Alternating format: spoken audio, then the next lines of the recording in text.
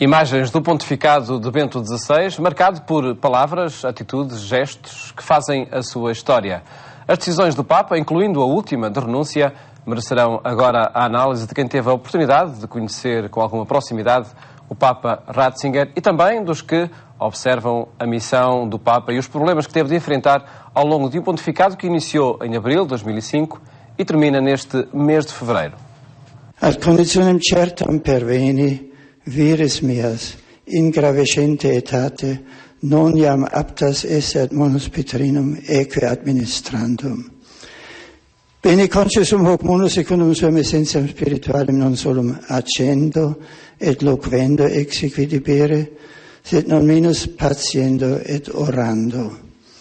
Attamen in mundo nostri temporis rapidis mutationibus subjecto et questionibus mani ponderis pro vita fide perturbato, ad navem sancti Petri gubernandam et annuntiandam evangelium etiam vigor quidam corporis et anime necessarius est, qui ultimis mensibus in me modo tale minuitur, ut incapacitate meam ad ministerium commissum bene administrandum agnoscere debiam.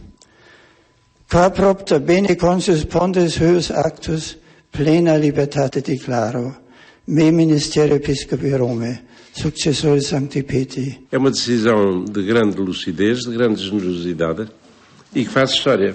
Acho que não houve ninguém no mundo, tirando o próprio Papa, provavelmente, que não tivesse reagido com surpresa.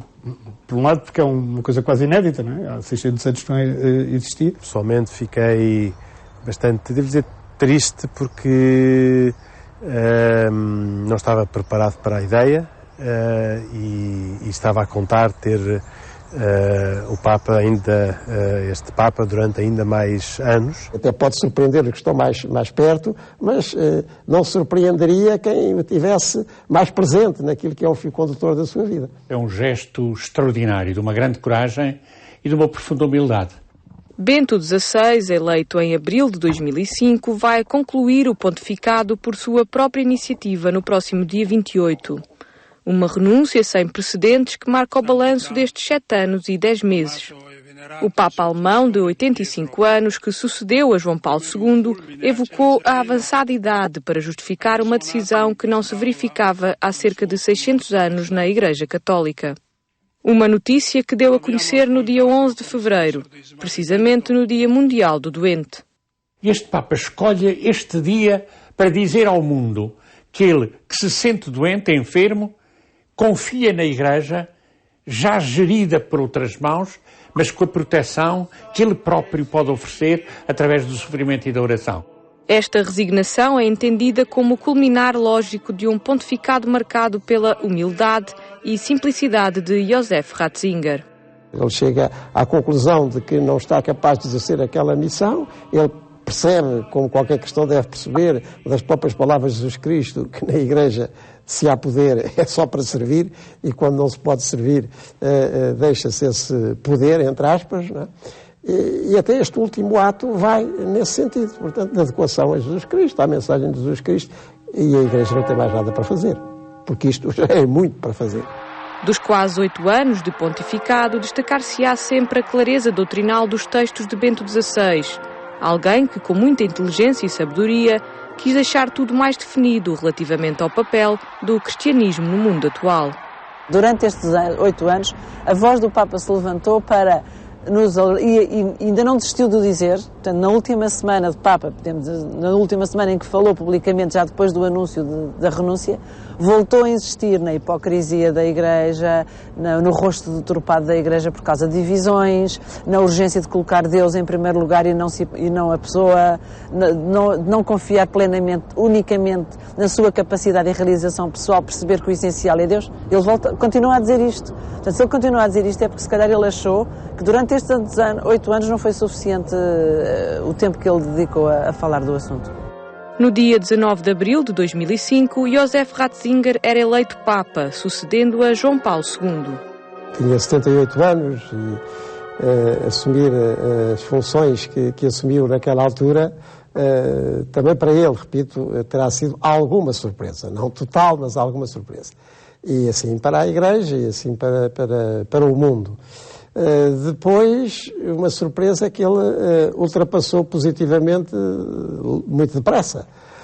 Aliás, logo na inauguração do seu pontificado, na homilia que fez, e naquela definição da fé e do que é ser cristão, que ele logo ali apresentou e que depois o acompanhou durante todos estes anos. Ele dizia que não é propriamente uma ideia, não é enfim, uma formalidade qualquer, mas é a adesão a uma pessoa viva, concreta, ou seja, a pessoa de Jesus Cristo. In nomine Patris et Filii et Spiritus Sancti.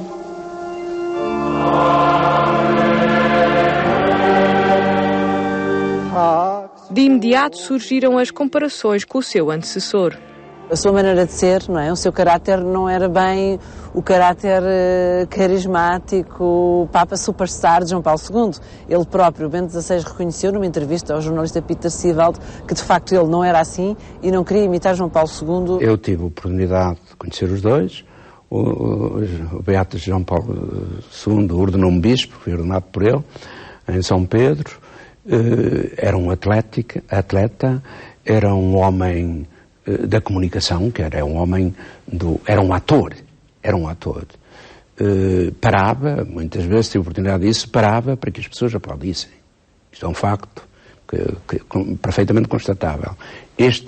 Quando aplaude, ele continua, ignorando, quer dizer, é por isso que eu disse que ele, de facto, é um gênio humilde, é um homem recatado. Dom Amândio Tomás, atual bispo de Vila Real, dirigiu o Pontifício Colégio Português em Roma de 1982 a 2001, altura em que conheceu pessoalmente o atual Papa. É um homem de bondade, é um homem generoso. Eu tive a ocasião de o ter muitas vezes como hóspede no colégio, de o ter até durante um congresso que tiveram de uns 10 dias dos seus alunos, dos doutorandos, que ele tinha sempre um encontro anual, e precisamente nesse ano que teve lugar no colégio, onde eles estavam instalados, foi sobre o ministério petrino, o ministério do Papa. Não posso esquecer isso. E ele ia lá, tomava lá refeições, e participava nas discussões com os seus alunos, inclusivamente ainda vivia a sua irmã, Maria, que também lá esteve. Para Dom Amândio, Josef Ratzinger ficará sempre na sua memória como um teólogo de reconhecido valor e um ser humano humilde e simpático. Muitas vezes fui celebrar logo com ele pela manhã, às 7 horas da manhã, e habituei-me a vê-lo assim com aquela ternura encantadora, aquela acessibilidade, aquela proximidade que verdadeiramente o demonstrou até na própria viagem que fez, já como Papa, a Portugal. Na visita a Portugal, a simpatia de Bento XVI é ainda hoje lembrada. Trabalhei no apoio essencialmente aos jornalistas que vinham na comitiva papal, em ligação estreita com a sala de imprensa da Santa Sé. Portanto, foram dias de muito trabalho que culminaram com um encontro com o Santo Padre, no qual lhe fui apresentado também como editor dos seus livros, e recordo a boa disposição e a bonomia com que ele comentou: coitado, como se ser editor dos livros dele fosse uma coisa problemática. Ao contrário, foi sempre para mim uma grande alegria poder publicar grande parte da obra que ele escreveu. Queridos amigos, não poderia deixar passar esta oportunidade para agradecer também a todos os. Ele apresentou-se como um humilde servidor da Igreja quando foi da eleição, e eu creio que essa nota da humildade foi patente, mesmo quando nós nos abeirávamos dele. Eu tive a ocasião, ainda na última reunião do Sínodo dos Bispos em outubro, durante aquelas 3 semanas, na aula sinodal, era sempre essa humildade que transparecia, no fundo a simplicidade dos homens sábios e inteligentes que sabem que o que importa verdadeiramente é a mensagem que transportam e que os transportam importa a ele e que no caso é a pessoa de Jesus Cristo. Portanto, para ele isso era tudo muito, muito evidente, muito claro e transparecia quando se apresentava em público ou quando estava enfim, mais diretamente connosco. Ao longo de 7 anos e 10 meses de pontificado, Bento XVI assinou 3 encíclicas e presidiu a 3 Jornadas Mundiais da Juventude. Para além de ter convocado 5 sínodos de bispos, um ano paulino, um ano sacerdotal e um ano da fé. Ainda no ano que passou, Bento XVI encerrou a sua trilogia sobre Jesus de Nazaré com o livro sobre a infância de Cristo. As encíclicas, textos mais importantes do pontificado, começaram a ser publicadas em 2006, sendo o primeiro documento intitulado Deus é Amor, um texto breve que apresenta a essência do cristianismo. Eu acho que é uma encíclica absolutamente notável do ponto de vista, não só enfim, não falo sobre o ponto de vista teológico, nem sobre o ponto de vista da fé, porque não me compete falar disso, mas que é notável do ponto de vista filosófico. Salvos na Esperança é o título da segunda encíclica de Bento XVI, dedicada ao tema da esperança cristã, num mundo dominado pela descrença e a desconfiança. A terceira encíclica, A Caridade na Verdade, propõe uma nova ordem política e financeira internacional para governar a globalização e superar a crise em que o mundo se encontra mergulhado. No Estado Social, nós sentimos realmente que há um desespero, há um sofrimento, há uma angústia, há um perguntarem-se as pessoas, mas o que é que vai acontecer agora a seguir? E não é em Portugal, precisamente é em toda a Europa, é no próprio mundo. Nos próprios Estados Unidos as pessoas perguntam-se o que é que vai ser, o que é que vai acontecer. No meio disto, o Papa ter uma mensagem de esperança fortíssima para o mundo. E depois, finalmente, a importância de viver a caridade até ao fim. Mas, na verdade, não uma caridade de aparências, não uma caridade hipócrita, não uma caridade para ser conhecido, para ter protagonismo, mas uma caridade humilde, de serviço, sem condições. O espírito arguto próprio de um intelecto tão respeitado fez com que o Papa conseguisse também encetar um diálogo com o mundo académico e científico. Conseguiu também mobilizar alguma das forças intelectuais dentro da Europa para olhar para a Igreja também com outros olhos.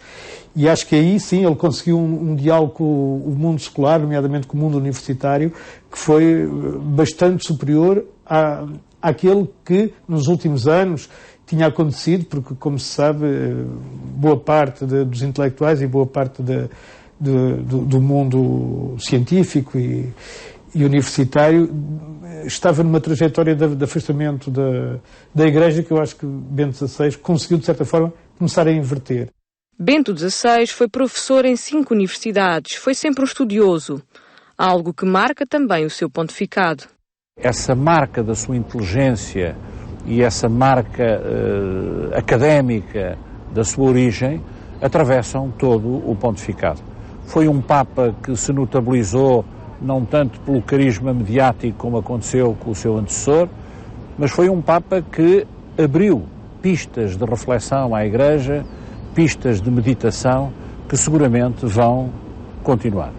Outro dos legados de Bento XVI foi a forma como reforçou o diálogo dos católicos com os ortodoxos, os protestantes e outras comunidades de matriz cristã, procurando construir uma relação mais estável entre todas as religiões. Acho que o Papa percebeu muito bem que o grande inimigo da civilização é o relativismo moral e que todas as crenças, enfim, estamos a falar de religiões que se possam considerar antigas e sérias, para dizer isto com uma palavra fácil, comungam desse princípio antirrelativista e que esse princípio antirrelativista devia ser desenvolvido por todas as pessoas que creem em alguma coisa. E ele, como é um homem, sempre foi ligado à filosofia e ligado à escola de pensamento racionalista, eu acho que ele entendeu isso. Ao adotar esta posição, o Papa alemão deu corpo teórico a uma preocupação antiga, mas que estava a perder força para uma outra corrente. Confunde-se a tolerância, que é um princípio que eu defendo pessoalmente e que acho que todas as pessoas civilizadas defendem, com a igualdade de todas as teorias, e não é isso que é a tolerância. A tolerância é a gente saber conviver com os outros, não é a gente reconhecer que é tudo igual.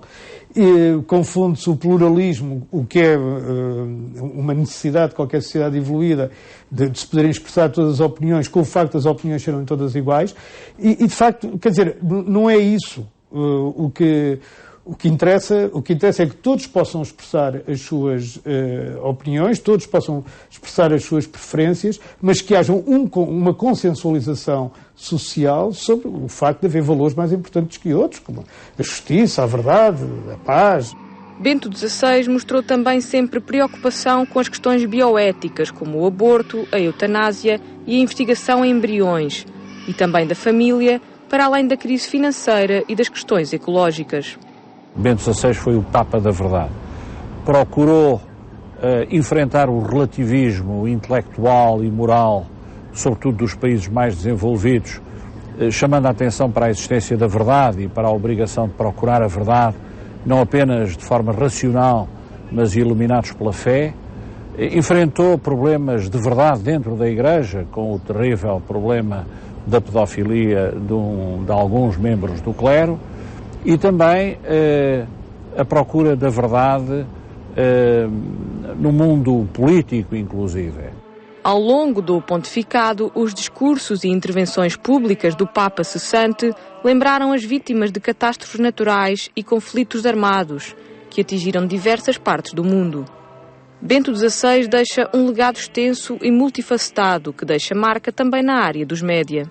Basta recordar a mensagem do Santo Padre para o Dia Mundial das Comunicações Sociais do ano passado e também deste ano, e também esta iniciativa, enfim, mais concreta, mais simbólica, se quiser, da utilização do Twitter, mas o que está claro é que certamente por sua iniciativa, ainda que, como é óbvio, com a colaboração dos seus colaboradores, e passa a redundância, o Santo Padre não só não voltou às costas, como mostrou-se uma pessoa sensível aos novos avanços das tecnologias e saber utilizar os novos meios de comunicação ao serviço da evangelização. Ao estar atento à constante evolução dos meios de comunicação e das novas tecnologias, Bento XVI mostrou acompanhar bem de perto o mundo atual e a forma como este se desenvolve. Isso resulta, aparentemente, pode parecer uma situação com alguma contradição, tendo em conta que é uma pessoa muito voltada para a reflexão, mas penso que isto é também um sinal de que a sua reflexão não é uma reflexão fechada em si mesma, mas é uma reflexão que parte da análise daquilo que é a realidade, daquilo que é o nosso mundo, e por isso mesmo está atento àquilo que são os avanços e a todos os recursos que são postos à nossa disposição. O presidente da Comissão Episcopal, responsável pelo setor dos média em Portugal, destaca a necessidade de olhar para estes meios não só do ponto de vista dos destinatários, mas também dos emissores. Por um lado, o recurso a estes meios é importante para os destinatários, mas é importante também, aliás, o Santo Padre tem tido, Bento XVI teve sempre esta preocupação de manter um contacto e uma atenção muito especial aos comunicadores. É evidente que a comunicação não se faz só nem principalmente com os novos recursos. Os novos recursos, se a qualidade dos comunicadores não for boa, pois naturalmente que não servirão. E o Santo Padre teve, e concretamente nestas duas mensagens, na mensagem para o ano 2012 e a que já está para o próximo ano, tem muito em conta a relação com os comunicadores. Para trás ficam 24 viagens ao estrangeiro, incluindo uma visita a Portugal entre 11 e 14 de maio de 2010, com passagens por Lisboa, Fátima e Porto. No total, as viagens pontifícias de Bento XVI tiveram como destino prioritário a Europa, seguindo-se a América, o Médio Oriente, a África e a Oceania. A estas somam-se 30 visitas em solo italiano. O legado de Bento XVI ficará também marcado por estas viagens. A primeira que Bento XVI, escolheu fazer, e também não é por acaso, foi à Polónia. E percorrendo todos os lugares emblemáticos que se relacionavam com João Paulo II, com o seu pontificado e com a sua própria vida, porque foi Varsóvia, Cracóvia, Częstochowa. Aí nessa viagem talvez tenha acontecido o aspecto mais emblemático também de todo o pontificado, que foi quando o Papa alemão entrou e atravessou aquela porta que dizia o trabalho liberta do campo de concentração de Auschwitz. Quer dizer, um Papa alemão que na juventude tinha servido obrigatoriamente na juventude hitleriana, que visita o campo de concentração de Auschwitz, foi um momento muito forte. Quer dizer, e lá estavam à espera dele alguns sobreviventes e foi, eu acho que ficou absolutamente na memória de quem testemunhou, que foi o meu caso, tive esse privilégio, como um dos momentos absolutamente inesquecíveis. O que foi dito e os contextos menos fáceis que viveu em algumas destas viagens serão também lembrados.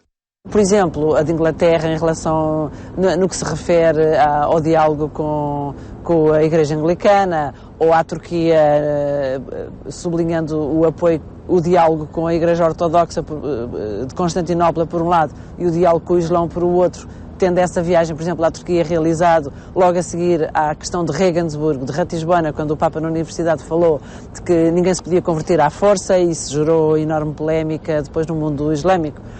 A primeira viagem que ele fez a seguir a essas declarações foi à Turquia, foi uma viagem de grande sucesso, onde o Papa visitou uma mesquita e que, portanto, serenou os ânimos, e a partir daí também se desencadeou uma plataforma de diálogo de intelectuais muçulmanos com a Santa Sé, que ainda hoje dura.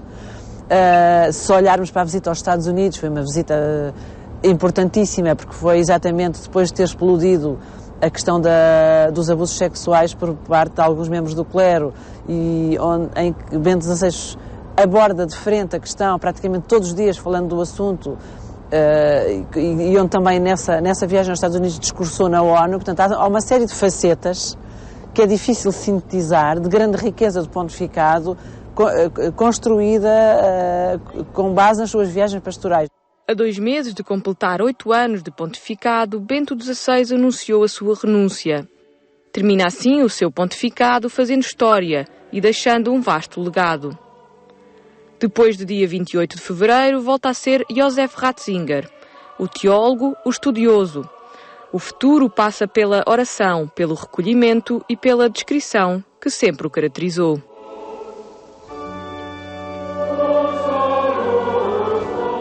É um homem suficientemente santo e discreto para fazer uma vida de oração apagada.